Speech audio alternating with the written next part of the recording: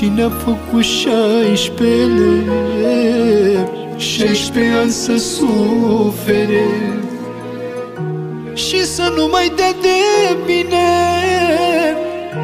ăla care a scris de mine, să dea numai de belele, of, și nevasta să-l înșele, că eu fără caracter m-a legat să scape el.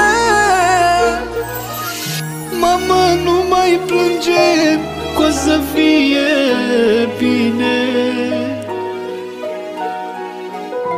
Mult nu mai durează și vin lângă tine.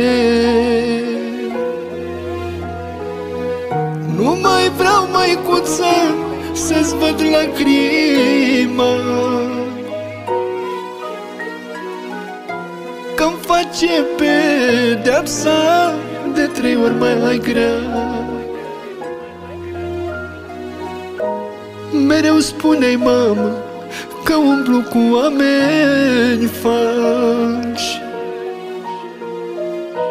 Oamenii ăia ți-au adus numai lacrimi pe obraj.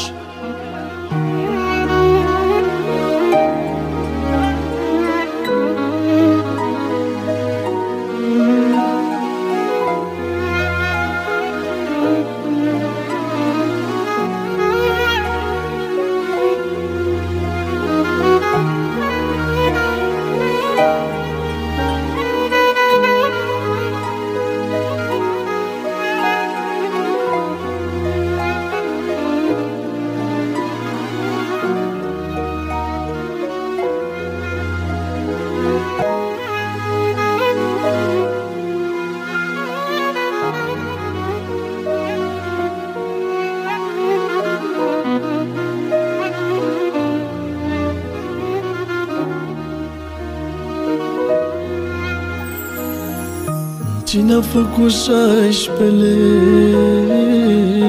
să nu aibă liniște, să doară man și el la fel cum dorm eu pe pat de fier, să aibă doar belele neam cât am eu gratis la geam,